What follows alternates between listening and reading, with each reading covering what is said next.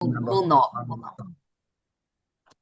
Hello and welcome to our guest today, Dr. Glenda Rivoallan. I think that's right. Very good, Joanne. Bobby, how would you say it in Brooklyn? Rivoallan. Rivoallan. Rivoallan. Okay. And this is probably why people introduce you as Dr. G. Yeah, that's a little easier, isn't it? Um, so thank you very much for taking the time to be with us today.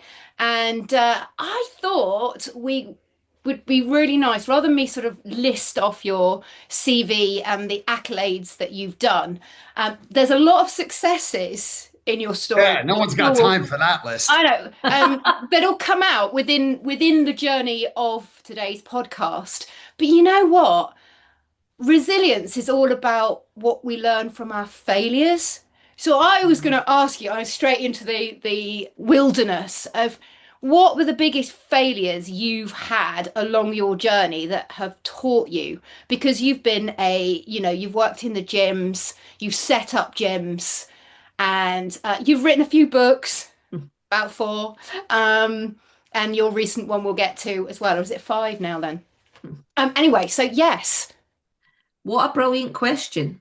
You know, it's really interesting that you mentioned that because when the book Resilient as Fudge came out, and I always hoped that people would ask me why resilience is like fudge. It's fudge was made by mistake, by when they fudged it up and they really realized they got something that was really nice, something sweet, and something that, really worked. And when you said that about, what's the failures, that's a big lesson in my life that I learned more when I had failed, or, what people frame as a failure that is not failure. We're just getting closer to the truth, is how I like to put it. So the biggest failure, and I don't even see it as a failure now, is in one of my businesses when I lost that business to a partner who had a bigger shareholding and essentially just bled me out the business by, being a minority shareholder. And the reason why that was so tough is for any entrepreneur out there who has worked so hard to build something from nothing, it felt like my baby had been stolen from me, which was a really tough thing to go through. But it's so weird how you look back on it now, and it was a defining moment for me about what you learn from it. And actually, it's a gift, I think, sometimes that you need the hard stuff to really get you to appreciate what you can take from it. I think one of my favourite quotes from Winston Churchill, I'm not very good at knowing many quotes, but this one I love, and that is, I'm not going to remember it now. Failure is going from success is going from one failure to another without Mhm. losing enthusiasm. And it's something that my dad was an entrepreneur, and I know that many of the things that got him to grow and have helped me the most have been the darkest days, Yeah. and those moments where you dig in. So, what did it teach you, or how did it change you, that gift?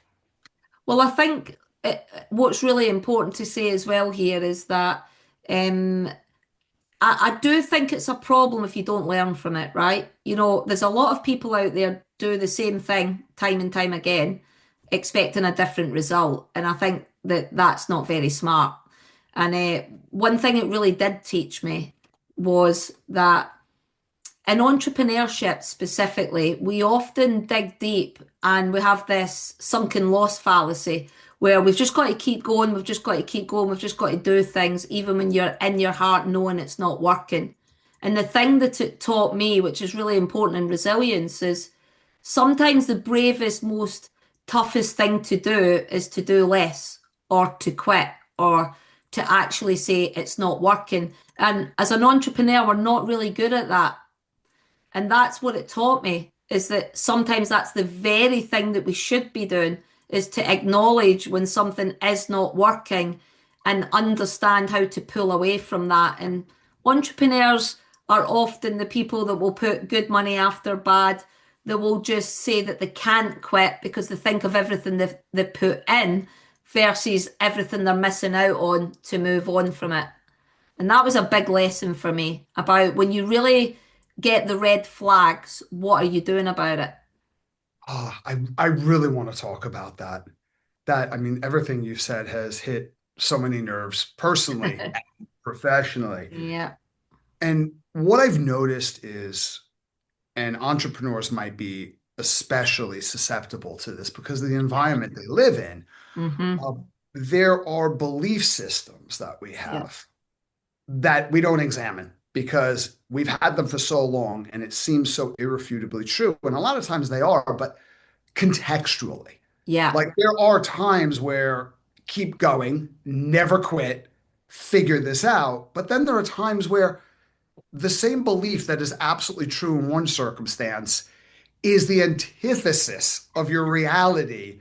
And I yeah, think, having had a couple of companies, when you are so emotionally connected absolutely. to your organization, like where you end and your organization begins is not discernible sometimes, and there's constant change and lack of predictability, which means your stress levels are high.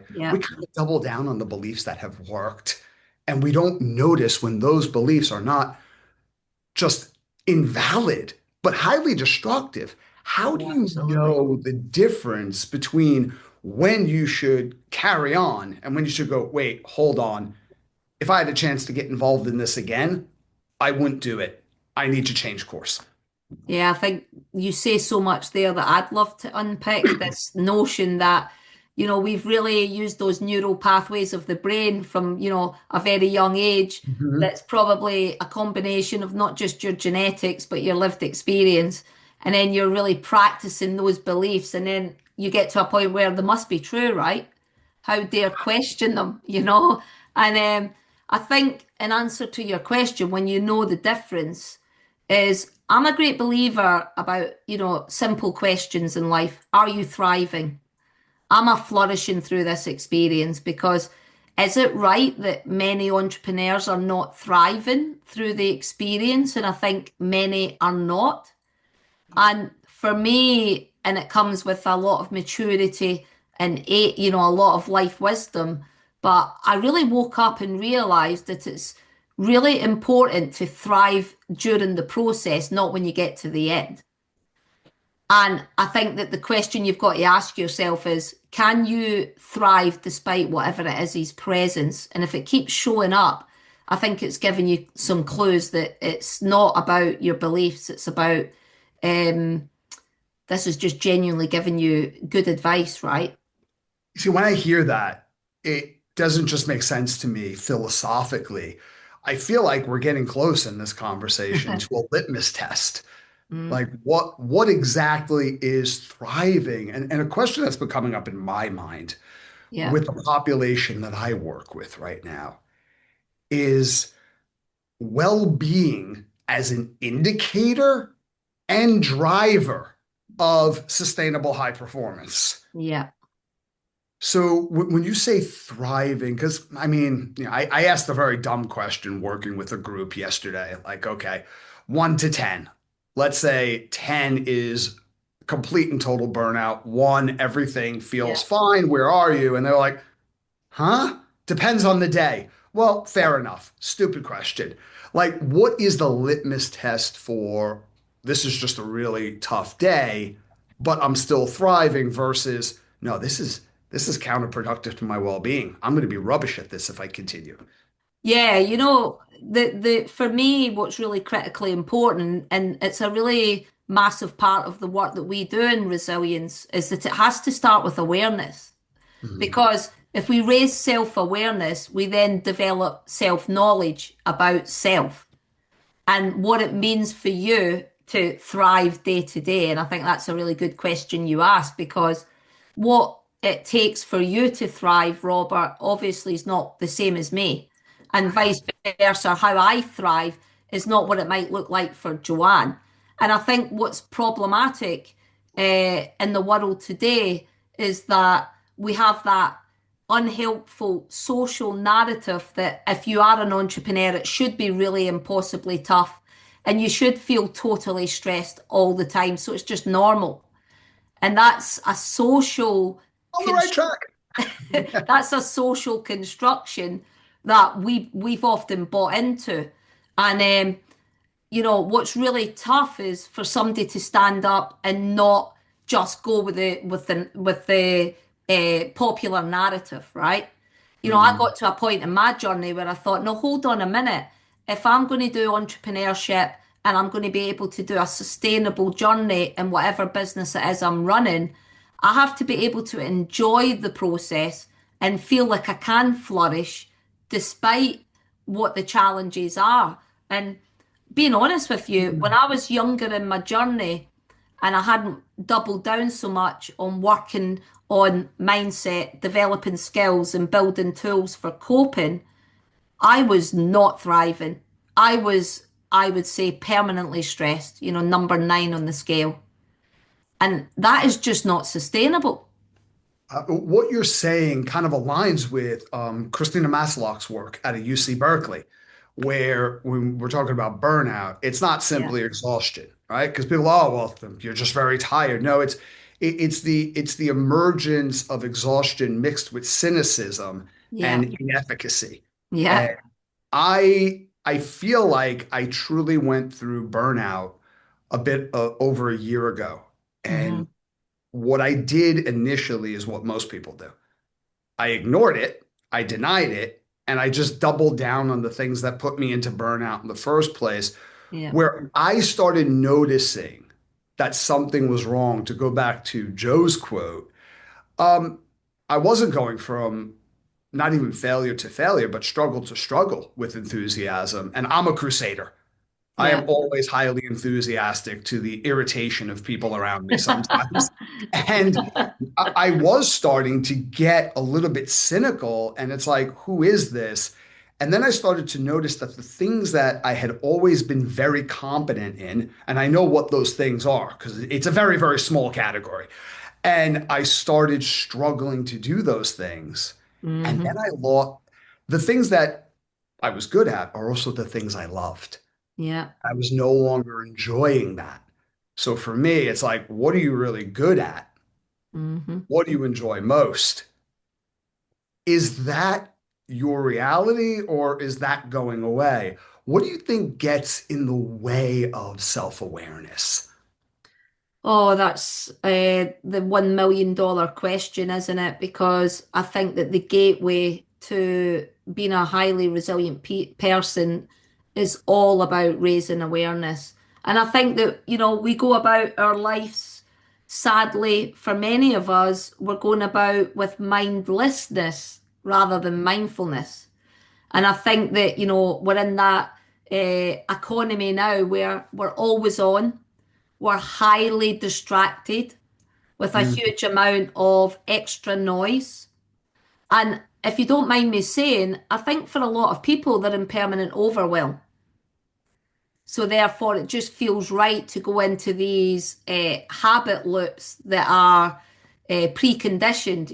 I just do this. This is how my day rolls, and then you're not picking up any of the red flags that are showing up to say, actually, what is truly going on here.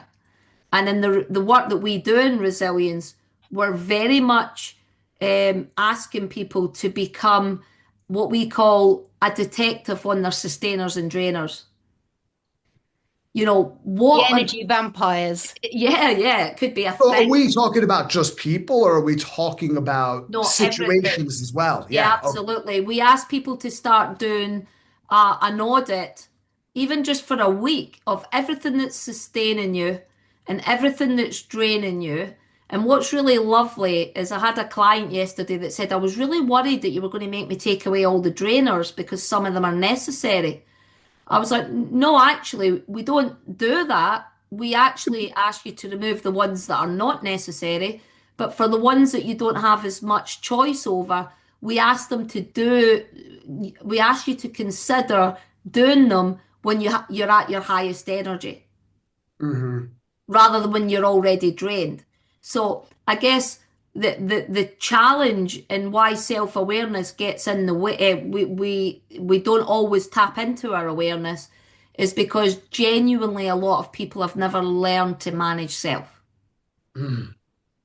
So can I just unpack this because Yeah, Yeah, these are go for it. really yeah, valuable tools where so step one would be identifying what are the things that sustain you, give you energy, and what are the things Yeah, that drain you, take your energy away, yeah, right? So when you have that category, you further divide the drainers into which one of these things, if I stop doing, would have very little to no consequences at all.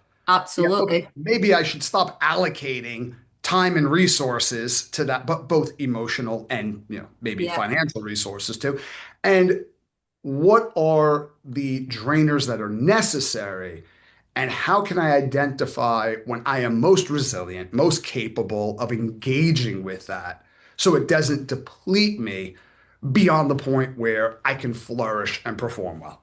Yeah, absolutely. And then, Uh, it's a really interesting journey because once we raise awareness on sustainers and drainers, we can start to really get people to become even more of a detective of how they influence mood. And then we start to look at their mood map.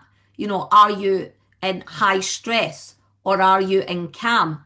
Are you in performance, for example? And we get people to become really aware of where they can place their moods Can I just jump because in go there for it. a moment Yeah. with the moods? Because obviously what we've covered here are a lot of different words that mean a lot of different things to different people. Yep. Resilience to one person, as you said, is different for all of us. Absolutely. Thriving is perception based on previous Yep. experience, based on story, environment, task around Yep. us. Um, and so we've got all of these different things, and then we're putting a number scale to it. But if there are all these different words with all these different number scales, then our mood is obviously, again, our perceptions of handling and being in those scenarios. So maybe is there a way of helping people to understand what they are? Yeah, absolutely. I mean, simply that I love that you brought that up, Joanne, because I think you know my passion about there's too much resilience out there that is very complex, not easy to understand, a lot of jargon words that are used, but simply, even although we know technically there's the three domains of resilience, if we put it really in layman's terms for the people out there, are in the main, are you thinking in a way that's healthy and serving you? That's that cognitive domain of resilience. Think, are you in the main feeling that your emotions and your feelings are serving you? That's the affective domain of resilience. And are you ultimately behaving in a way that serves you or hinders you? And that's that self-regulatory domain. Mhm. So when we talk to people, we just really simply ask them, how do you think, feel, and behave right now? How's your thinking, feelings, and behaviours showed up in the last month? Because you're absolutely right. We want it to be as simple as possible for people, yeah? Yeah. And you make a beautiful point. The reason why I still think resilience is also like fudge is because there's thousands of recipes for fudge. There's thousands of recipes for resilience. It's about you learning your sweet recipe of what works for you. I And love that's, Scottish, by the way. Scottish yeah, it's the tablet, best. Scottish It's the tablet. best. It's absolutely the best. I have a So, Sorry, story about that, but it's not appropriate for this conversation. So, I bringing it mean, back to. no, there's so many questions in my mind, and there's so many different directions I want to take this because so I mean in my organization, the three biggest requests whenever we're asked to work with any group is burnout prevention, increasing yeah, resilience, managing stress. This is becoming progressively more pervasive in every industry, in absolutely. every developed nation, within the workplace. With me, I have Tourette's, so I'm an outlier. Like, if you're Yeah. wondering what Tourette's is like, imagine having autocorrect for your brain, but it's for the worst possible thing that you could say or do at any given moment. And then Wow. it just automatically hits send, and Hmm. your face is like, I do not approve this message. So that's what it's like. So for me, if you were to say, well, what are you thinking about? I have no idea what I'm thinking about. You know exactly what I'm thinking about because I'm blurting it out in the street, like, when I'm screaming at my hand in public, but I have no idea, especially when I'm really busy. I've been going in and out of meetings for 9 hours straight. How do we become more aware of the patterns of thought that's either sustaining or draining us? Yeah, it's really a big question, and it's not as easy as it sounds. But Oh, I'm sorry. we're a great believer that we've got to start with basics. So, slowing down, for example, just having a breather and stopping and becoming more observant of what's showing up, And Joanne, you asked a big question, but when you said there was scales and words, right? Yeah, But we love to teach people just those four areas of the mood map because there's 50,000 emotions out there. If we looked at the emotions wheel, for example, yeah, but everybody can start to understand just four simple areas. Are you feeling stressed? Do you feel exhausted? Do you feel you're performing? And are you feeling like you're in a situation of calm? Even just those four areas help people to start make sense of what it is they're experiencing moment to moment. But we're asking people to start becoming a detective, you know, as things are showing up, tapping into some sensory experience because I'm sure you would all agree, but we've lost that. We're very much in cognitive overdrive all of the time.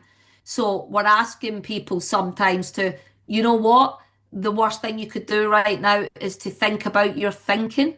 Let's just use some sensory experience. What if you just started with some breathing and tapping into grounding yourself with some basic grounding exercises? And it's, when we start to teach some of those tools that we call them and some skills, they start to really pick up on, as I ground myself here, I realise I'm feeling stressed. mm. What is it about today that's causing me to feel that way? And that goes back to the sustainers and the drainers. Yeah. Yeah. Hmm. There's a couple of things I wanted to go back on there. What I like was with the mood as well. So, say for example, um, my husband comes in and he's got some flowers for me. The mood changes on what's already happened. So, say for instance, he forgot my birthday, the mood is different. And Yeah. now the emotion and the trigger when he comes home with the flowers to make up for the fact that he forgot my birthday. Yeah. Context is so important. And I like Yes. that you use that mood scenario to see what's colouring it in. And the great thing about the emotion is obviously as you name that emotion and you start to make it more granular, you almost pop the bubble of the Yeah, absolutely. power of it. Um, Bobby, you also said something about burnout, and I think it's also important for anyone listening that I think there's only one country where it's actually a medical diagnosis, which Mhm. is really important. And does that influence your work? Because obviously, if it's not medical, um, what we're talking about is a list of symptoms. And as you said, Bobby, it's not just having a bad day, it's, completely losing any enthusiasm for the things that you thrived on, that with your fire Yeah. inside. And I think it is. I might be wrong. Is it Sweden or somewhere like that that do medically recognize it? And obviously, the difference there is you get sick pay. Yeah. So and having that Well, recognition. what's actually super interesting when it comes to resilience, we see the same impact on people's resilience with bore out as much as burnout. It really hits people's well-being when people are just sitting at their desks and they have zoned out through utter boredom. So in the work that I do in resilience in corporate, we actually spend a lot of time with what we call the pressure performance curve. Because what's so fascinating here, which I love that you mentioned the word perception, but I have to say to a lot of leaders, yes, stress is perception, but the problem with that is whether it's perception or not, it becomes that person's reality, whether we agree with it or not. That is their reality, even if we think, why should they be stressed? They're not overworked, for example. It doesn't matter what you think because stress is perception. and it Mhm. becomes your reality, right? So Yeah. what we see is with perceived pressure and stress, we will get better performance through that eustress to a point. And then when it starts to become distress, which is obviously not healthy stress, we start to see drops in performance where we move from, in that stretch zone into strain and then into burnout. But what people have always loved is when we teach them these tools about raising awareness through the use of these tools, we have to remind people that you might not be burnt out that's causing you to feel exhausted and in high stress. You might be bloody bored. Yeah. That brings me to a question. If I could just make a comment, I feel before that, I feel like that is one of the things that you said is part of what is contributing to burnout. It's Hmm. that I have a view on stress, and my experience of the world is universal. Yep. If I'm experiencing, it's almost like I live in San Diego now, and somebody like a friend of mine calls me from New York. It's like, oh, it's bloody cold in the winter. It's snowing outside, and I'm like, this person's like a complaining lunatic. I'm Yeah. staring out my window right now, and it's bright and sunny.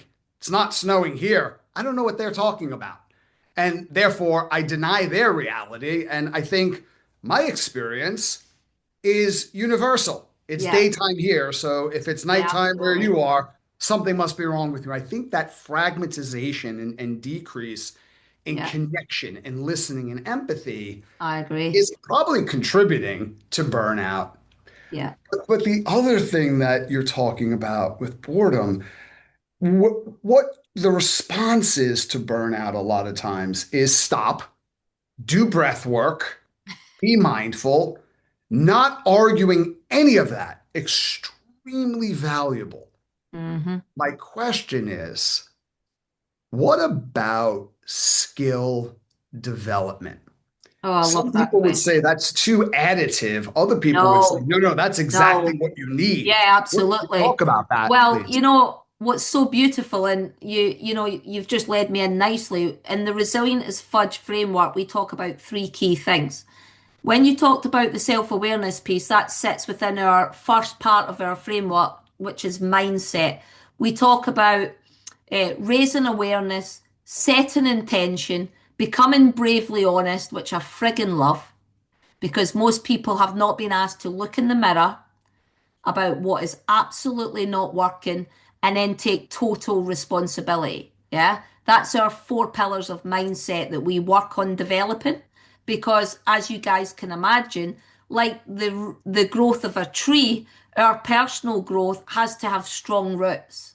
And to be highly resilient, it has to start with a helpful mindset that's going to serve you. So we work on that. But the next part of our framework is the skill set. And we talk about, and I would like to ask you guys this question. Um, can you lead yourself? Can you manage yourself? And are you a good role model to self? Because behavior breeds behavior, right? And Mm. I just want to ask you an even bigger question because we will ask this of corporate execs. Would you like to be led by you? So it's a tough question sometimes, Mhm. right? Yeah. It's not do as I say rather than, as I act. It shouldn't be that way.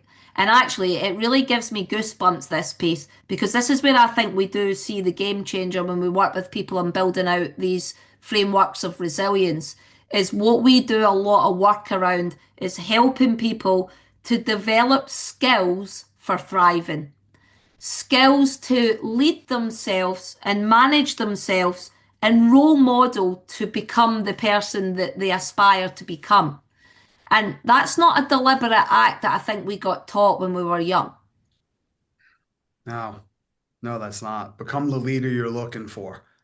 That Yeah. is just, wow, that is just absolutely brilliant.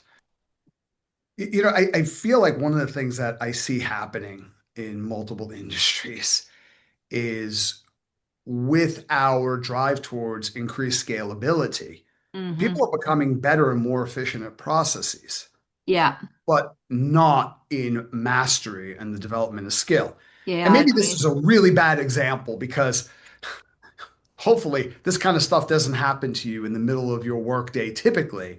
But I remember 2009, there was a US Airways flight, 1549 actually, that landed in the Hudson River.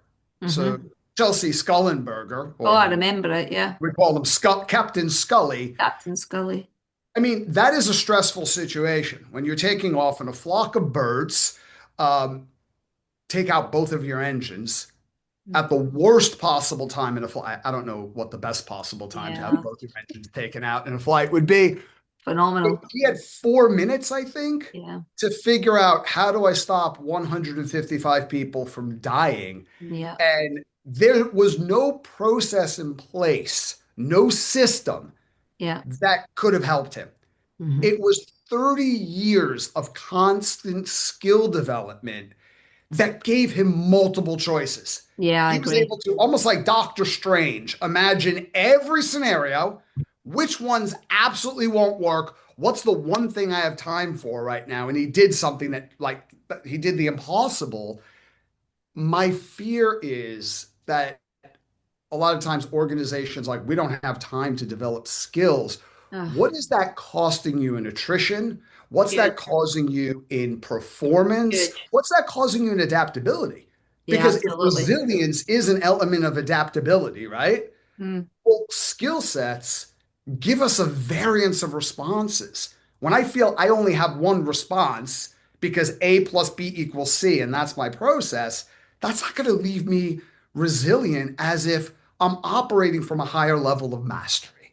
Like You that know what? really It's irritates me. so, Robert, everything that you've said there just resonates so much with me because one of my favorite theorists in the world on resilience is someone, Michael Unger, American researcher. And his definition of resilience, I absolutely love because he talks about our ability to navigate and utilize resources, right? And I love that concept of resilience that it's not only about you in terms of what you possess internally, it's about what you utilize around you. And this idea about navigating resources. And when you talked about Scully and he had built skills for resources and he had options, that's how we like to work with people. We say we're building a backpack of skills and tools so that whatever situation it is, because sadly, dream life that you're sold through Instagram and Facebook is not actually, the real story. We're living in real life and it's twists and turns, challenges, failures, successes. It's everything.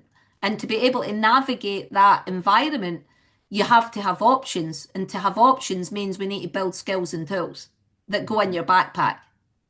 You need a variance of responses, just like What? in biology, Yeah, absolutely. organizationally, operationally, you absolutely need that. It's not additive. It's almost like I keep injuring myself at work. Yeah, So I'm definitely not going to add the extra stress of going to the gym and having my body function better. yeah, It's that kind of logic. Can I ask you a really obnoxious question? yeah, go for it. Okay. There's no lack of research to support everything you're saying. Yep, And in organizations where well-being is inseparable, I'm not talking about, we're doing yoga in the cafeteria yeah, every Friday. No problem with that. Or, hey, here's a pamphlet on broccoli. I'm talking about well-being being built yeah. into the operating practices of the organization. Performance, you most often goes up. Why do organizations, even the ones that talk about this stuff, why are they so reluctant to practice it? Well, it's an amazing question. I think that in some cases, there are organizations that sense blood in the water because they do ultimately appreciate that resilience is not an individual job. There is individual responsibility, but we talk about that dual responsibility where the organization also needs to take the seat at the table, as does the individual. And the problem is it might be cultural or environmental stressors that are impacting people's resilience Mhm. more than just the fact that they don't have the coping skills.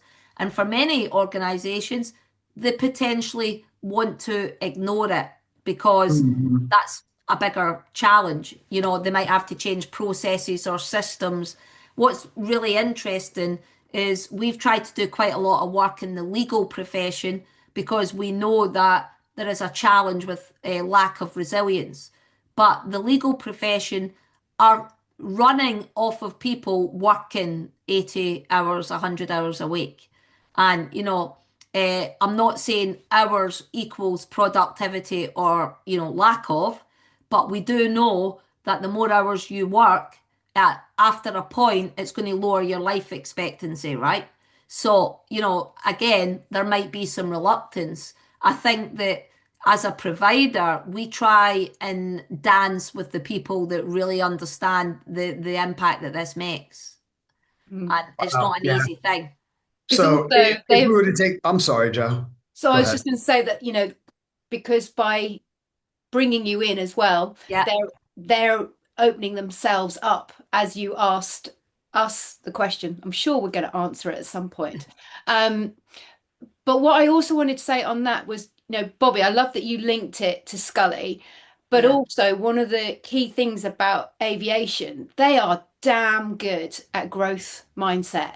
yeah. They are brutally honest without the emotion.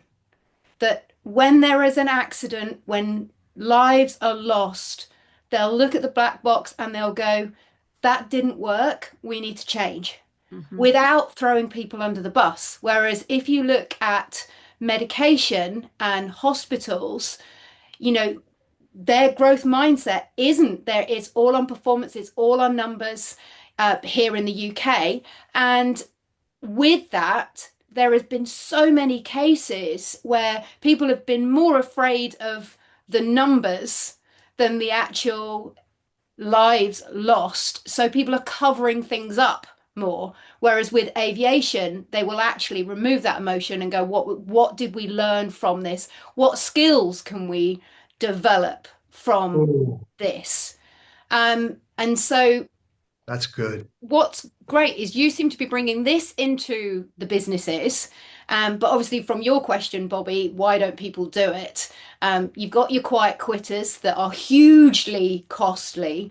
So that might speak to those business operators if you can talk about how much it's costing them. But also getting past that fact that it might be on them as well as, and how can you bridge that and build that growth mindset? And So I don't even think it's about the numbers, if I can just jump in there. Because yes, organizations are metric focused, and I hope they are, right? No margin, no mission. However, as I'm listening to this, there's a couple of things coming up that the both of you are saying. One is if we were to uncover burnout as a cultural issue, what are we now responsible yeah, for? exactly. Not what tools can we give our people and have What them what implement part it. do we have to play? What do we need to change? Hmm. And I think a lot of times people talk about metrics because it sounds like the thing to say, but the practices that they are perpetuating throughout the organization get in the way of the numbers. And I feel like the dynamic that sometimes emerges, you talked about, the airline industry. When you go to a seminar and you go to a conference, there's three domains that speakers tend to talk about all the time. That is sport in one way, shape, or form, whether that's like, Ruben Gonzalez talking about being a loser, not a loser, right? He's actually very successful. He's an Yeah. amazing guy. He basically throws himself down a mountain at like 100 miles an hour on a lunch tray That's because, just showing off. yeah, Ruben's we should get Ruben on here because he's the guy's amazing. But whether that or team sports, we talk about military and war, and we talk about the performing arts. And Yeah. it's like, why? Why do we use these analogies? And I think, like the airline industry, because failure is catastrophic and immediate. So if you have a problem in your culture or you are not a learning organization, that'll show up. But then there are other industries where, and I'm not saying this is every executive, because some executives are the absolute antithesis to this, but I can have a disruptive philosophy and I can actually I mean, you enable do. what? Yes, I do. In some cases, yeah, right. This is a confession. So I can either enable or perpetuate practices in my organization that damage the culture and Yeah. they damage the numbers. Absolutely. But as long as I'm speaking the right language, I could go undetected. So Yeah, while I'm absolutely. damaging my organization, I still get to occupy a corner office and go undiscovered for a couple of Yeah. years. And I think, when organizations talk about metrics, I feel like sometimes they might need more metrics, immediate daily metrics, not less. I don't think that adds pressure. It's just a matter of what are you measuring and why? Because I think when consequences are immediate and undeniable, it kind of allows for or supports the greater likelihood of adaptability. Yeah. I mean, the thing that's fascinating is for any organizations out there that might listen to this challenge of, lowered resilience or drained resilience is not going away. It's just getting tougher Mhm. because and the spirit, and it's something I'm super passionate about, but maybe in the spirit of the Buddhists who say that the path to happiness is dropping expectation, judgment, and comparison. The world we're now living in is doing that more than ever before. So I do feel for people that are a much younger generation than me because I didn't sense the pressure so much around judgment and comparison. And now, with the rise of all of the social media platforms, we have, sadly, for people who engage in that, not only are you getting more overwhelmed because of the sheer amount of noise, everybody giving you advice, but we have that drive of judgment and comparison. And then I want to be a bit controversial for a minute. Um, the world has essentially, in the world of work, in some cases, we have tried to make things easier and easier and easier. So therefore, our expectations have changed. Yep. The one thing that people won't like hearing, but I think it's why we as a business are popular, is we are not about, and I hope you can humor me for a minute, but we're not about fluffy well-being, right? The thing is, you still have to turn up to your job and deliver Mhm.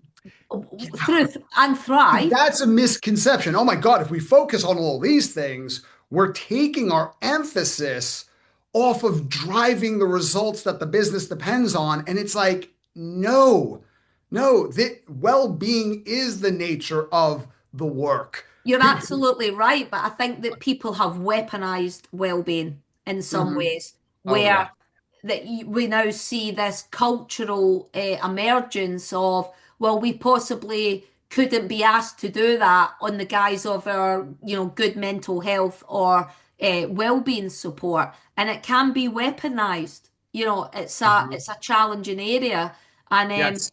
that might sound a little bit controversial, but in some ways, we've got such huge advancement in the world, but we're going back in some ways too. So if you look at AI, for example, we're encouraging everybody to use AI, but it's probably going to make us slightly less flexible in our cognitive ability because we're not having to think as much as we used to.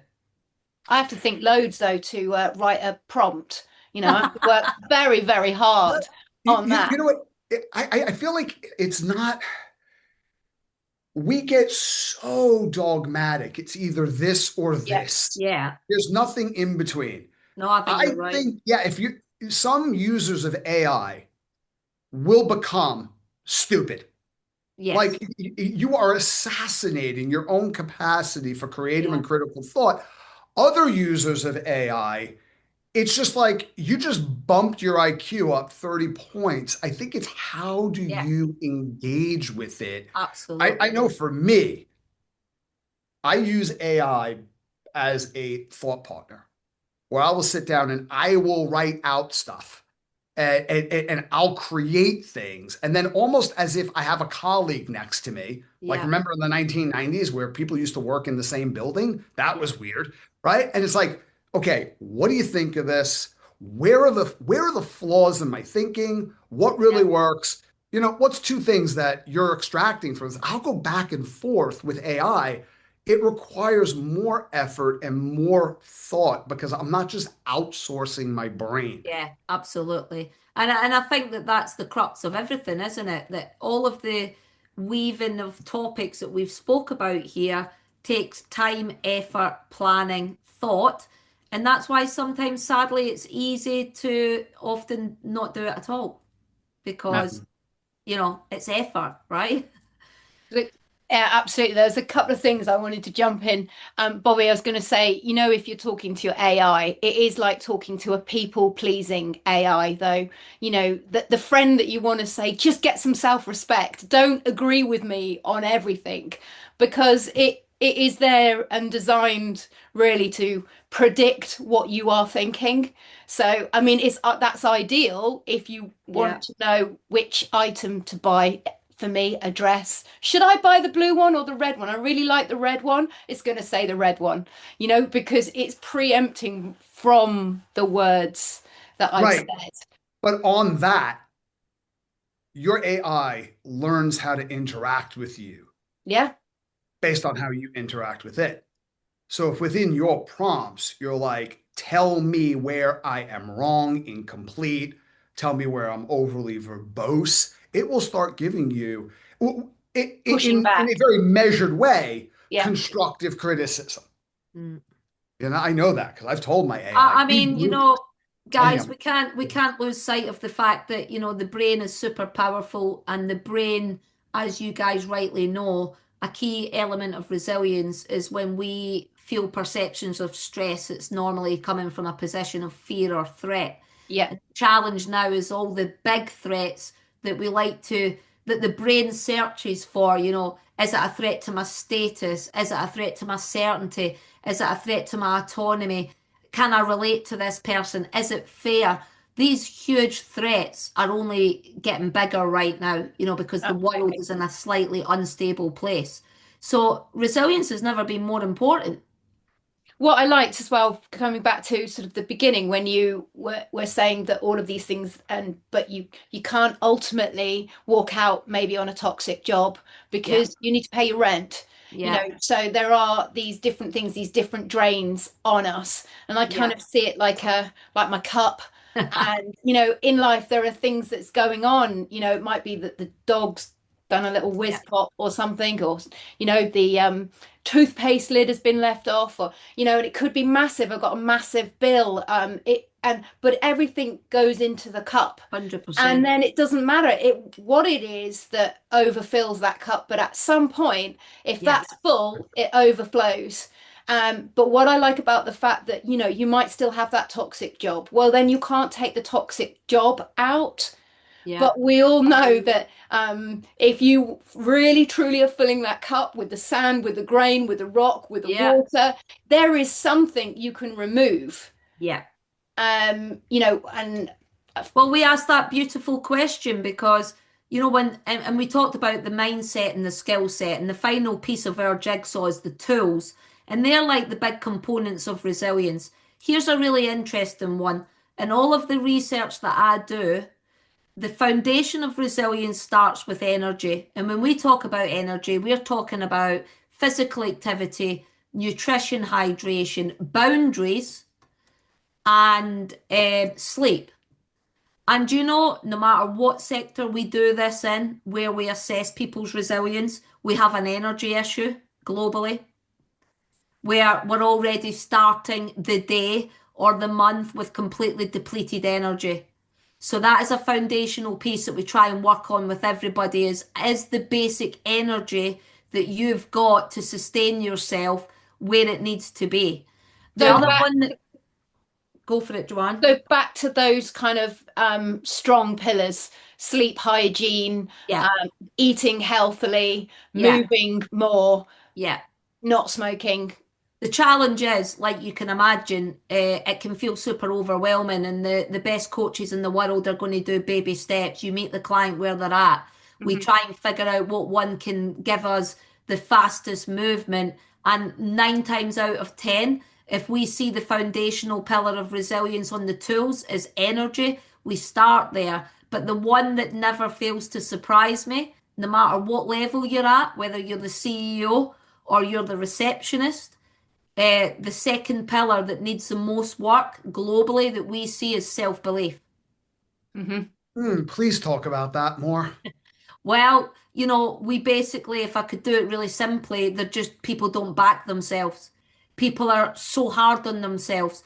People are the first to be critical of self, and it becomes a self-fulfilling prophecy. And, we know that people with a high internal locus of control who can do this self-management have built confidence in their own ability. They've built that self-efficacy. And the challenge is if we ignore that, that person's not going to feel confident enough to tackle this and start to self-manage and lead themselves in a way that's going to serve them. That has to be built through being confident that you've got the ability to make it happen. And Mhm. what we see, no matter what level you're at, there is an issue globally with self-belief. Have you experienced that yourself? Do you know something? What's really interesting, Joanne, is the literature does show us that there's a bigger issue with females. They do say that the imposter syndrome shows up more in a woman than a man. I've got to be honest, I um, was born with low self-esteem, whether it's genetic or lived experience, but I had probably, and I don't like labels for me, might be useful for other people, but I've definitely got, that ADHD characteristic. It probably is my working genius of why I became an entrepreneur.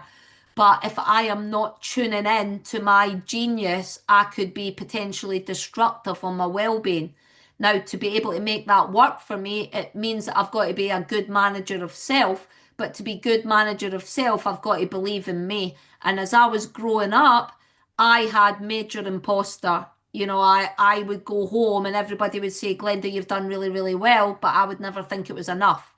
Or I never felt that, I was where I needed to be. And I realized when I had the big awakening that happiness was here the whole time if I let it in. Yep. All I did was, well, you get the next achievement, then you can be happy. And actually, that's what a lot of people are doing is they're chasing this elusive idea that when you get the bigger house or you get the nicer car or you just get XYZ, you'll then be able to chill out and, you're going to feel this immense euphoria and then you're going to be happy. And what we teach our clients is it's here right now because the brain is always searching for what's missing, not what's here. So there's a lot of cognitive reframing work that we do in this where we're trying to rewire the brain for optimism, positivity, and opportunity because the brain's wired for threat. So we just need Yep. to try and turn that off. So there's a lot of work that we do there within our framework, and people learn to reframe it themselves, which is beautiful when you see them do that. Self-belief is a big, big issue, and I did suffer it. And I just want to, for people out there, I hope this gives them a lot of hope. But I'm not really concerned anymore if people think it's big-headed, but I've got to be the bigger backer of me. Like, if someone's not going to be my best friend, as in myself, who's going to do Yep. it for me? I, Absolutely. I reckon when people are big-headed, as you say, I think a lot of times we're looking at a lack of self-belief. Yeah, yeah. Those I types of think you're right. behaviors, Yeah, like when someone is just like constantly talking about their achievements yeah, and of course. justifying, that's not someone who has an intrinsic No, sense of efficacy. So, but you're far from alone, and I think that's a very good message because a lot of people listening to this right now or watching this are feeling the same way. yeah. We hear it every day. So, if someone's struggling with this, what would be a couple of good first steps to maintain an honest level of self-awareness and at the same time Yep. develop our belief in our ability? Yeah, I absolutely love that. I mean, something that I would say, a couple of simple ones. I would say to everybody, track your sustainers and drainers. As Joanne said, understand when the bucket is about three quarters full. Be Hmm. able to start rating that day to day. Where are you feeling from hour to hour, day to day? Because if you start to know it's coming near the top, you're going to be much more aware rather than just let it overflow. So, Like a that's petrol about gauge. actually understanding how you show up when you perceive stress and becoming much more of a detective of what that looks like for you, because then you're more likely to do something about it. But in terms of building the belief that's necessary to then really start to manage yourself and not rely on things or others, there's two simple practices I would say that people should start today. Gratitude. If you start being grateful every single day and just three things, Goleman's research proved that he could lower depression in a group of 100 people that were showing high depression scores within 30 days of just doing a simple gratitude practice. It's a phenomenal practice that gets you to start to look for the good, not for what's deficient. And that will have an impact because you'll start to look at what's good in you, which Hmm. I really, really recommend. Simple gratitude. And then it might not feel natural to people at first, but even starting to engage in some form of loving kindness meditation that brings kindness to self would be a really nice, simple relaxation practice that helps people to start to really understand that you are enough and that you are doing your best and that your best is good enough. Wow. Some of the some of the things that you said throughout the whole conversation today that stick out for me. Yeah, Um, One is that perception. So success, happiness yeah, is achievement divided by expectation. yeah, I love that. And you said that the pressure of this expectation is Yeah, so vast. And obviously the American dream's amazing for all of that, that we can change our stars. But then when the expectation is to change your stars, have you changed them enough? yeah, So for me, that perception, I think also um, I'm a nightmare when it comes to research and looking yeah, at the information. But what I loved about what you said was thinking about you and your bucket yeah, and your self-awareness because we're all unique. And so there might be different strategies for one yeah, person than there are for another because when it comes to a balanced brain, there are so many multifactorial reasons. We could have a room full of 100 people that are 100%. all experiencing the same mental health symptoms, yet the mechanisms for why are so unique that one may get opioids from a I don't know, cold water bath, whereas the other person Yeah, exercise, comedy, all of those things. So you've given that permission to look at self and that's, and I'm so glad that that message came through. This is not easy. I would call it a discovery of self. I think that the biggest investment that anybody out there could make to become a more resilient person is to learn who they are Oh. and how they tick and what Mhm. makes their world light up. I'm a great believer of that lovely statement that I wrote in the book. When your heart sings, make good notes. mm, Mm. When your heart sings, just make great notes. Your heart sings, make great. I love that because that's a beautiful sense of self-awareness. Yeah. Catching yourself engaging in what makes you feel alive. Yes. Like, because we And look at, oh, sadly, what do we do wrong? What really happens when we're doing it right? And sadly, I'm sorry, you were I just was just going to say, Robert, and sadly, the pressure of mainstream narrative is that sometimes it's everyone else that's writing your script. And it's not mm, easy to lose noise and write your own script. And sometimes I just want to put a proviso on that. When you increase your boundaries or you change your thoughts, feelings, and behaviors to make sure it's serving you, it might stop serving others that were more benefited when you weren't doing that. So that's Mm. another challenge, is to be strong enough in your conviction that this is not selfish, it's self-respect, and it's going to bring the best you to the fore. Now, I'm giving you a simplistic view on that because we've got to work with people to build the confidence that they can stand alone before they stand together.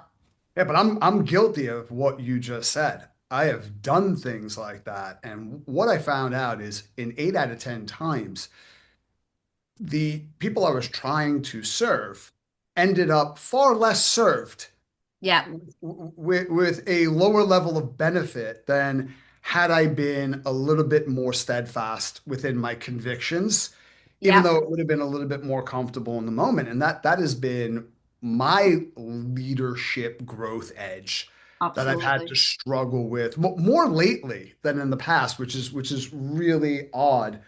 If I could just add one more thing, and because I'm not going to go into any stories of Scrooge, I've been trying to tell the story of Scrooge because it's season appropriate, and it's Can I rubbish. just People, clarify here? This was a throwback to last week where Yeah. oh, I people blurted hate out it. Fanny in the middle of Bobby's talk. And Fanny has a very different meaning here in the UK to what it does Yes. in the Yeah. US.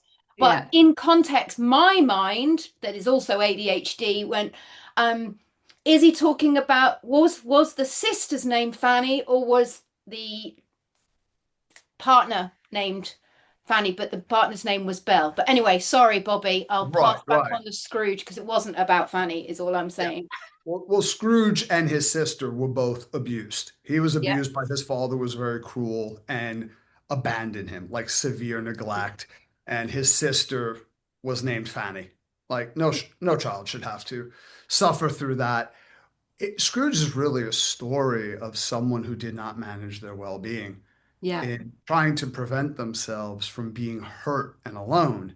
Yeah. They doubled down on the things that exacerbated their sense of loneliness. Yeah. He Absolutely. was so afraid of connection because he was afraid of getting hurt. And I think it's a story of him identifying when he engaged in well-being supporting behaviors like Yeah. generosity, Absolutely. like kindness. Yeah. Not only did it not bring about all the things he feared, it gave him everything he wanted the whole time. Yeah. It's really, but I think the way I tell that story in corporate is horrible. They hate that story. But I think it's anyway, beautiful, and here So it do is. It's I. a Christmas episode, it's and it's holiday appropriate. But the yeah, Yeah. point, getting to the, know the thyself the in point three I'm making greens. in this story is that, you talked about Goldman and like what happens when we focus inward, right? Yeah. Sense of gratitude. Other research on gratitude I also think is interesting is from Robert Emmons and Michael McCullough and their Hmm. work about why did we evolve to have gratitude anyway? And it is to drive pro-social behaviors Hmm. so where we can all thrive. An aspect of mindfulness that I have found very useful in organizations that I work with is focusing on and communicating publicly, if possible, what you're grateful for in Hmm. relation to others on the team. Yeah. Not like, hey, you're great, you're funny, but what specific behaviors that can be duplicated because not only does that generate the cognitive, emotional, Yeah. and physical benefits of gratitude in the giver, Yeah. but it is optimized in the person receiving Yeah. that. Absolutely. And that also creates vicarious experience and Yeah. modeling. It creates verbal and social Yeah. persuasion, all those things that within social cognitive theory Yeah. kind of drive a sense of efficacy, which mitigates the deleterious effects of unmanaged stress. Yeah, absolutely. I mean, the one just, I think it's critically important to mention because you both mentioned it. There is a really important part of resilience, which is one of the six tools. When I talk about the third part of that framework, we talk about energy, we talk about self-belief, but another is connection, right? Mhm. We know that highly resilient people have built their tribes that understand where they can trust and they understand where the support is. And I think it's really important for people out there to not lose sight of the fact that one very sad byproduct since 2020 is the world is reporting higher loneliness scores than way ever before. And we know the more lonely you are, it's dropping life expectancy a huge amount, right? So to be resilient is to understand what support you've got around you and knowing when to use it. Mm. And that just came through really strongly there when you were talking about, it's not just an individual pursuit. Like, and entrepreneurs would always, a lot of entrepreneurs would come at things and, like a lone ranger, well, as long as I'm strong, as long as I can get through this. But we actually know that ultimately that's not going to serve you long term. You need to feel that you've got that support around you and feel the connection of that. Yeah. I Wow, this could is this has been a great carry on this conversation. Mm. conversation forever. We And I could. also wanted to come back because I wanted to talk about VO2 max, but we might have to have a conversation about that another time. And beyond reps, Loaded. yeah. Yeah. Um, and then and obviously you have got a book that's come out as Yeah, the well. new book, yeah. Yeah. So if you wanted to tell us a little bit about that and perhaps where people can find you if they want help with getting resilient as fudge. That's really kind, Joanne. I guess for people that, are not aware, the Beyond Reps, the rise of well-being in the fitness industry is a passion of mine because as you rightly know, our industry is going through, a lot of change. I think it's mandatory change that we see whole person health is the way forward and meeting our clients where they're at, not where we think we want them to start. There's a big, big difference. But the main reason behind the book is I'm a great believer in practicing what I preach. And in the spirit of the connection and the relationships that we've just talked about, I feel like there's so many good people out there doing incredible work. And I felt like we could collaborate much more and, that idea stronger together. So that's why, it was a collaboration of 19 authors around the world that are doing incredible work. And I think we need to be doing way more of that, where we're really learning from good practice. So it's been a really beautiful experience to have all 19 of us come together. Um, just thinking a lot about what Robert's just talked about those beautiful virtues of compassion and kindness. There's a chapter in the book about the importance of kindness as we move forward. And I think that's an underrated area that we need to be looking at a lot more. And that's a beautiful chapter in the book. And that what's Hans lovely, Munch. You know Hans Munch? yes, He always says it costs nothing to give kindness, for sure, for sure. you know? And what was so beautiful about the book is when I edited it and brought everybody together, I had an idea of where everybody would fit. But what's so gorgeous is each chapter stands on its own, but you can see a thread throughout the whole thing that binds us all together. And it's been a real pleasure. It's been something that I really do hope that the industry continues to talk about. Every new professional. I'm a great believer. I've only ever done two jobs in my life, really, which is, I was an ex-vice principal. Education is in my DNA. Well-being, with being, multi-site owner, etc. Well-being is in my DNA. There is not two more vitally important things that we can give people, which is their education and their health. Mm. And I want every fitness professional who are young in their career to just have the ability to open up their thoughts to, incredible insights. And that's what was the motivation behind the book. Yeah. Fantastic. And where can people get it? So people can go straight to Amazon and get it from there right now. If people want to reach out to me on, I don't like social media. I struggle with it, but um, LinkedIn I do commit to. So the best place for people to reach out would be LinkedIn. I absolutely love anybody that's got, research that they're doing or research that they know about or food for thought. I think the world is so much more richer when we can explore our thoughts and yeah, love people to connect if they're up for that for sure. Thank you. Thank you so much. I wanted to say that for those listening as well, some of the books that through you talking came to my mind that some of the listeners might like. Anne Davis, Quit. Have you read that one? Yep, It's yep, such a great book. yep. And you know, I'm from the world of, you know, everything was, if you're quitting, that's bad, Joe. You've got to have tenacity, you know, stay to the end and all that. And actually, quitting gives you that opportunity to do something else. It can be And a big, brave moment, right? To yeah, quit can be very brave. but it opens up so many possibilities and Yeah. options. So flipping the switch on that was great. And the other one was Balanced Brain, by Dr. Camilla Nord. Both great Fabulous books. recommendations. Yeah, that You know, follow I'm just through. looking on my bookshelf now. Oh my gosh, what would be the book that I always like to come back to would be The Untethered Soul, I think. That's a great book. It's a beautiful book. But there's so many, isn't there? Yeah. And I just want to say on record, I really appreciate your time. Robert, I've absolutely loved what you've been putting out there. You speak a language that I could listen to all day, so I will continue to follow you, and I hope we connect again. Joanne, thank you so much. What you're giving back is inspirational, and I know that you do that on a daily basis, so thank you very much. Oh, thank you very much for coming. Thank you Yeah, both. this has been such a brilliant conversation. Thank you both. Thank I you, feel like we're Robert. going to have a group hug and a cry.